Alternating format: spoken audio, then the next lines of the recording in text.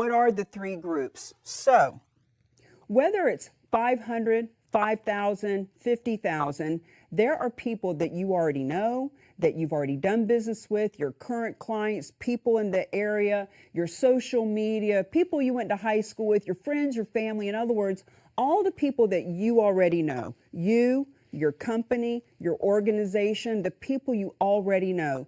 The fact is, 10% of them every year would be giving you business, whether they're going to hire you to list their house or send you a referral, or they need new insurance, or they want to try your new vitamin. Like 10% of them would be hiring and doing business with you.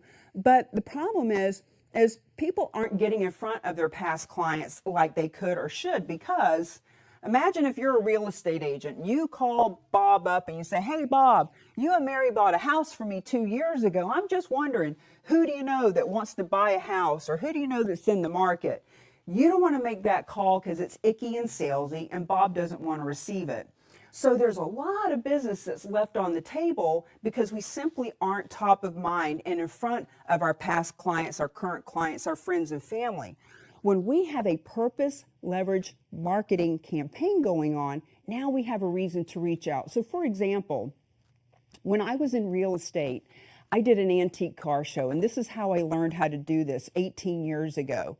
And for 7 years in a row, I had that car show, and I could call the title companies, the mortgage, the insurance, the inspectors, my past clients, other real estate agents. Like, I could call all the people that I knew, and I could say, "Hey, got an antique car show coming up, looking for hot cars, looking for people who love cars, looking for businesses that want to sponsor and support, and also looking for people who want to help the horses," because you know all the money is going to the Live and Let Live farm, and people that want to save the horses looking for those too.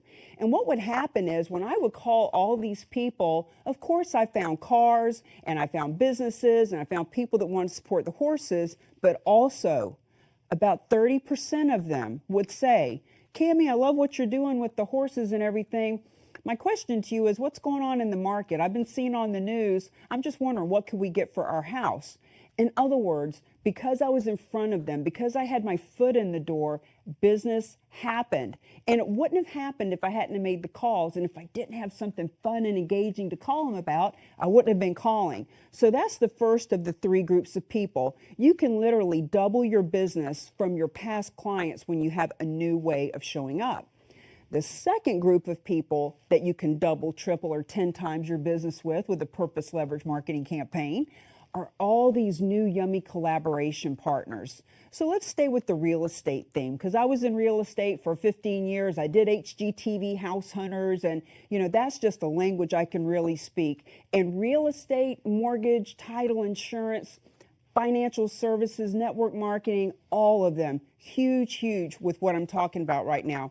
So now we've got this campaign, and we're doing the car show, and I have 10, 15, 20, 30 other businesses that are all wanting to help the horses. They all want to get involved in the car show and the horses, etc.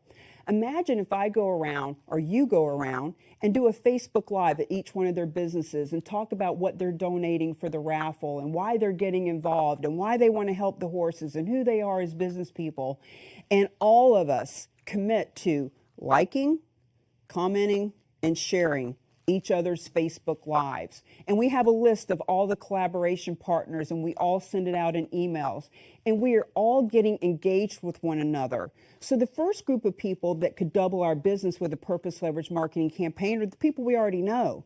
But now let's get into talking about our collaboration partners and the thousands and the tens of thousands of people that they're connected to in email, social media, out in the community, etc. Imagine doing a campaign where the flyer has your logo on it and a handful of main sponsors or collaboration partners, and we teach them how to take that flyer, each real estate, each title company, each dog walker, each financial planner, teach them how to go out and promote the event with your logo on the flyer thousands of people see you. So you can just imagine how that can double. And you're making relationships with them.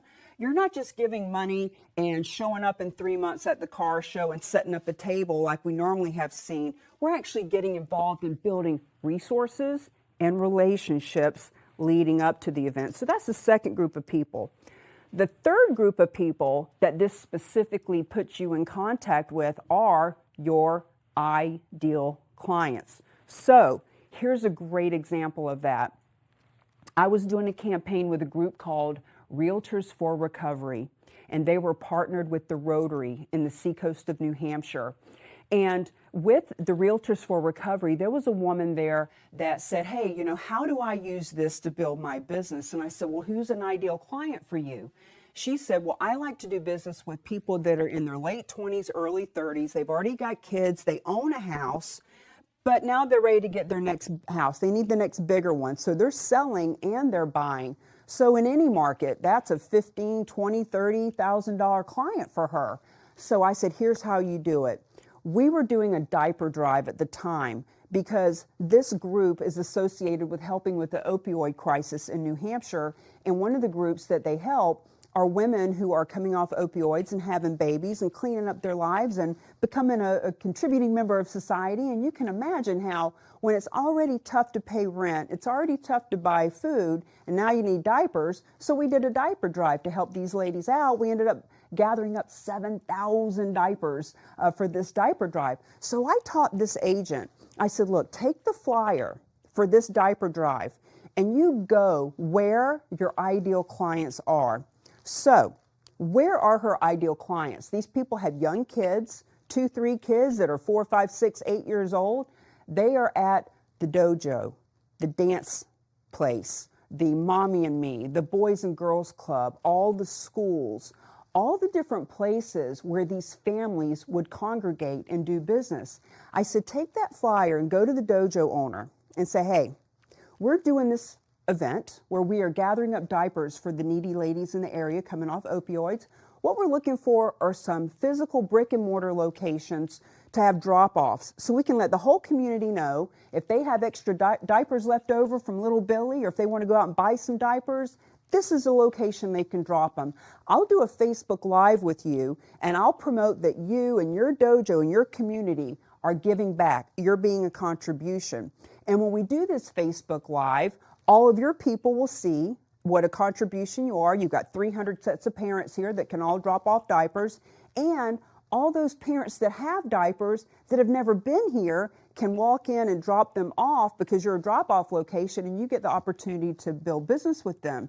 So think about the strategy of this. This real estate agent is building a relationship with the dojo owner. And that dojo owner knows 8, 10, 12 realtors, and so does every parent that comes in there. But wow, talk about a unique sales proposition. When she does this Facebook Live and he shares it, all those parents and all of his following see her. And then when she goes and does it at the dance studio and at the local coffee shop and at the car dealership, etc., when there's 10 drop-off locations that she's put together a campaign of, and as a matter of fact, I just did this, I'm putting together a case study from a group in Worcester called Positively for Pink. Michelle Power and Positively for Pink help women with breast cancer. And we did a bra drive and we did the same thing. We had the real estate place, the mortgage, we had a restaurant, we had a spa, and they all had drop-off locations for the bras.